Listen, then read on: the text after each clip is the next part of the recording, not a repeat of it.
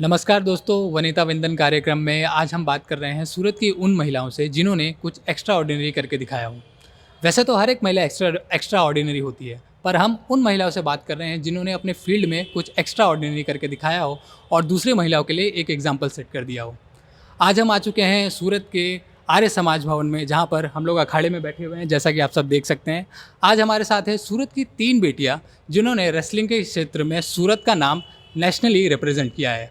आज हम बात कर रहे हैं नीलम, सोनू और मोनू जी से। नीलम, सोनू और मोनू, मैं सबसे पहले तो आप सभी लोगों का स्वागत करना चाहता हूँ हमारे चैनल पर। मोनू जी, मैं आपसे पूछना चाहूँ, रेसलिंग की शुरुआत कहाँ से हुई? मेरी रेसलिंग की शुरुआत तो मेरे कॉलेज बीकॉम से हुई। मेरे सर ने मेरा सबसे पहला फॉर्म भरा, तब से मैंने यहाँ रेसलिंग ज्वाइन की। फिर मैंने आर्य समाज से ट्रेनिंग ली। यहाँ पे मैं फ़र्स्ट टाइम आई सीखने। तो यहाँ के president mister Rohit Sharma sir ने मुझे बहुत सपोर्ट किया। यहाँ के कोचेस, ट्रेनर ने मुझे सपोर्ट किया, मोटिवेट किया खेलने के लिए और बहुत कुछ सिखाया कुश्ती से रिलेटेड।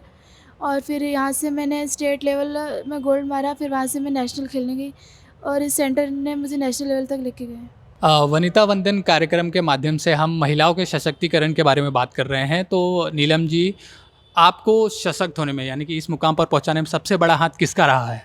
मैं सबसे पहले तो अपने पापा को ही क्रेडिट देना चाहूँगी, अपने मम्मी पापा और भाई को। उन्होंने ही हमें कभी भी किसी चीज़ के लिए रोका नहीं। उन्होंने कहा तुम्हें जो करना हो तुम कर सकते हो, अपने करियर में आगे बढ़ सकते हो। तो उन्होंने ही हमें मतलब स्पोर्ट्स में आगे बढ़ने की प्रेरणा दी है। उसके बाद हम लोग ये आर्य समाज में आए तो रोहित सर ने हम लोग को बहुत मोटिवेट किया कि तुमको इस फील्ड में ये सब करना चाहिए, इससे तुम लोग आगे बढ़ोगे। रेसलिंग कर रहे हैं और एक लेडीज़ रेसलिंग कर रही हैं, तो सोसाइटी का कुछ ना कुछ तो रिएक्शन रहा होगा, आपके आस पड़ोस का या फिर आपके पहचान वालों का। तो क्या रिएक्शन रहा था? सर ऑफ कोर्स आस पड़ोस के लोग और गांव में भी मतलब बहुत सारे रिलेटिव्स भी मेरे पापा को हमेशा बोलते रहते कि लड़कियों को बाहर मत भेजो, इतनी छूट मत दो, लड़कियां बिगड़ जाएगी, ऐसा वैसा। लेकिन फिर भी मेरे पापा ने सबको यही कहा कि मेरी लड़कियां मेरा नाम ऊंचा करेगी, मेरा मेरा मुझे प्राउड फील करवाएंगी। नीलम जी, सबके लाइफ में एक ऐसी सिचुएशन आती है, एक ऐसा टाइम आता है जब वो टूट जाता है। लाइफ में एक ना एक बार वो लो मोमेंट आता है, तो आपके लाइफ में वो लो मोमेंट कब आया था? सर वो मैं एक बार अपनी बहुत बेकार एक सीनियर में एक फ़ाइट बहुत बुरी तरह से हारी थी। तो मुझे ऐसा लग रहा था कि मुझे छोड़ देना चाहिए। मुझे बहुत ख़राब फ़ील हुआ था उस टाइम पे, बट मुझे मेरे घर वालों ने सपोर्ट किया, बोले हार जीत तो लगी रहती है, तो आगे बढ़ो। एक्चुअली जब मैं आर्य समाज में पहली बार आई थी तो मैंने 2-3 महीने तक दोनों टाइम रेगुलर प्रैक्टिस की। तो फिर भी मैं यहाँ जब मेरा फाइनल मैच चल रहा था तो भी मैं हार गई इतनी प्रैक्टिस करने के बाद भी। तो फिर मुझे बहुत बुरा लगा कि इतनी प्रैक्टिस करने के बाद भी जब हार जाओ तो क्या करने का मतलब है। पर घर वालों ने बहुत मोटिवेट किया कि और प्रैक्टिस करो, कहीं कमी रहेगी होगी इसलिए हार गए। तो इसलिए फिर उन्होंने मोटिवेट किया तो फिर मैं फिर से आगे बढ़ी। सोनू जी, आपसे जानना चाहूँगा मैं। मैं जब इंटर कॉलेज का नेशनल खेलने महाराष्ट्र औरंगाबाद गई तो वहाँ मेरी फ़ाइट बहुत टफ चली थी। मैं जीतते जीतते हार गई तो उस टाइम पे मुझे बहुत बुरा फ़ील हुआ। इसलिए मुझे एक टाइम पर लगा कि मुझे रेसलिंग छोड़ देनी चाहिए। पर फिर जैसे तैसे करके मैंने सोचा, मैंने इतनी मेहनत की है, एक मैच हार गई तो उससे क्या हुआ, तो फिर मैंने आगे कंटिन्यू किया। नीलम जी, रेसलिंग की बात हो रही है, तो रेसलिंग के लिए इंस्पिरेशन आपको कहाँ से मिली है? सर रेसलिंग के लिए तो इंस्पिरेशन मुझे मेरे कॉलेज के सर ने दी थी। उन्होंने फ़र्स्ट टाइम इंटर कॉलेज में हमारी पूरी टीम लेके गए थे। तो वहाँ से मेरा यूनिवर्सिटी सिलेक्शन हुआ था, जिसकी वजह से मुझे इसमें इंटरेस्ट आया। उसके बाद मैंने खेल महाकुंभ खेला, वहाँ पे कैश प्राइज़ मिला। तो उससे मुझे और ऐसा लगा कि मैं अपनी फैमिली को सपोर्ट कर सकती हूँ। बिल्कुल, बिल्कुल। मोनू जी, आपको इंस्पिरेशन कहाँ से मिली रेसलिंग के लिए? मुझे भी कॉलेज से ही मिली और फिर ये खेलती थी तो इसको देख के भी मैंने सोचा कि मुझे भी खेलना चाहिए, इसलिए मैं रेसलिंग में ही। मतलब आप तीनों ने, पहले इन्होंने देखा, फिर आप दोनों ने इन्हें देखकर रेसलिंग की शुरुआत की। आर्य समाज में आपको जुड़े हुए कितना समय हो गया है, और आपने आर्य समाज में सबसे पहले आप आर्य समाज के साथ कब जुड़ी? सर मैं आर्य समाज में 2018 से ही जुड़ गई थी। मैंने खेल महाकुंभ आर्य समाज में ही खेला था। तो यहीं से मुझे रोहित सर ने मोटिवेट किया, इसकी वजह से मैं आगे बढ़ी, यहाँ तक पहुँची। शुरुआती समय में आपको क्या-क्या दिक्कतें फेस करनी पड़ी थी?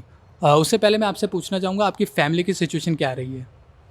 सर हम लोग एक मिडिल क्लास फैमिली से बिलोंग करते हैं, तो एज़ यूजुअली हमको शुरुआत में थोड़ी प्रॉब्लम हुई, और मतलब लेकिन फिर भी घर से पूरा सपोर्ट था। पापा हमारी सारी ज़रूरतें पूरी करते थे। आपके फादर क्या करते हैं? सर मेरे पापा की टी स्टॉल है, वो उसी से हमारे घर का गुजारा करते हैं। मैंने अपनी ग्रेजुएशन कंप्लीट की है वीटी पोद्दार कॉमर्स कॉलेज से, और मेरा अभी बीपीएड रनिंग है भगवान महावीर कॉलेज से।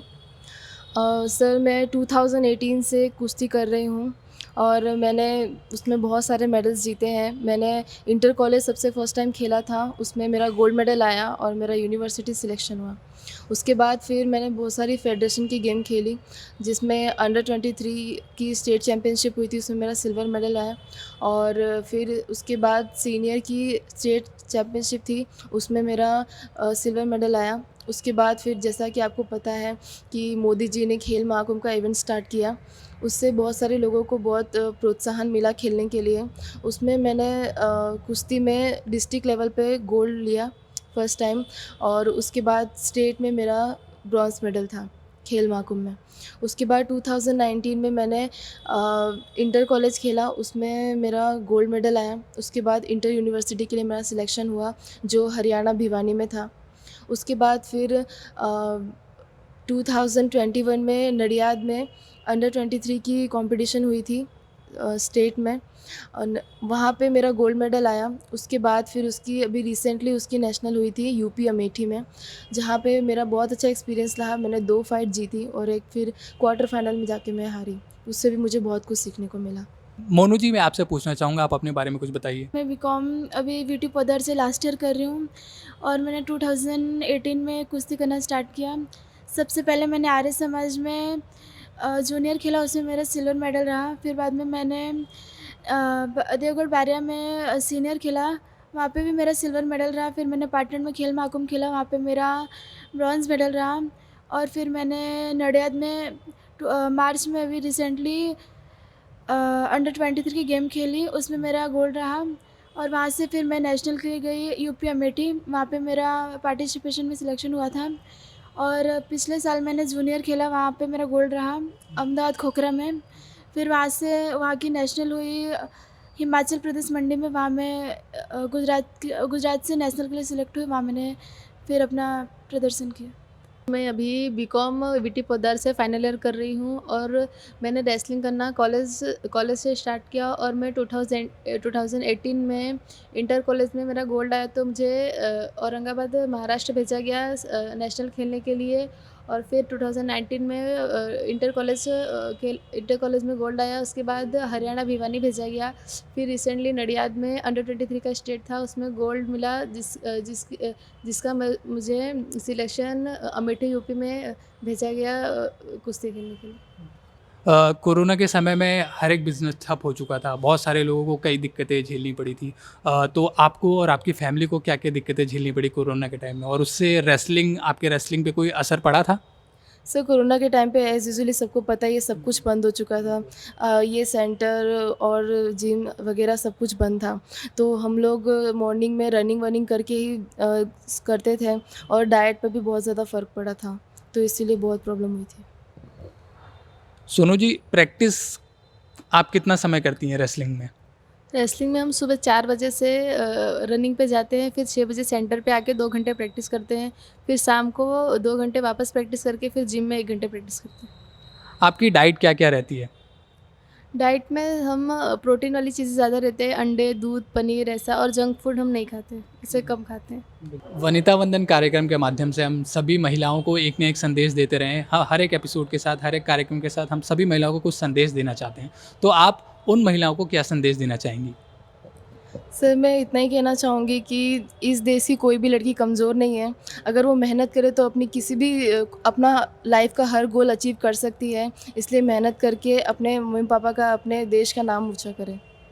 जैसे कि हम देख रहे हैं कि लेडीज़ हर क्षेत्र में बहुत कम पीछे रहती थी, बट ऐसा नहीं है। अब की जनरेशन में ऐसा है कि लेडीज़ भी लड़कों से आगे है, वो हर कुछ कर सकती है। और जिसको भी कोई प्रॉब्लम हो तो हम आर्य समाज में हम फ्री में ट्रेनिंग देते हैं, इसलिए किसी को भी सीखने की इच्छा हो, अपने पैशन को बढ़ावा देना हो, तो यहाँ आकर फ्री ऑफ कॉस्ट ट्रेनिंग ले सकते हैं। तो दोस्तों, जैसा कि आप सबने सुना, नीलम, सोनू और मोनू जी ने कहा कि एक महिला चाहे तो वो किसी भी क्षेत्र में आगे बढ़ सकती है और पूरे देश का नाम रोशन कर सकती है। तो दर्शकों, वनिता वंदन कार्यक्रम में हमारी न्यूज़ ऑय की टीम आपको फिर से मिलाएगी एक नई एक्स्ट्रा ऑर्डिनरी महिला से। तब तक के लिए मैं सोनू, नीलम और मोनू का धन्यवाद कहना चाहूँगा। थैंक यू सो मच हमारे साथ आप जुड़ी। आपने हमारे कार्यक्रम को सुशोभित किया है, and thank you so much to you all.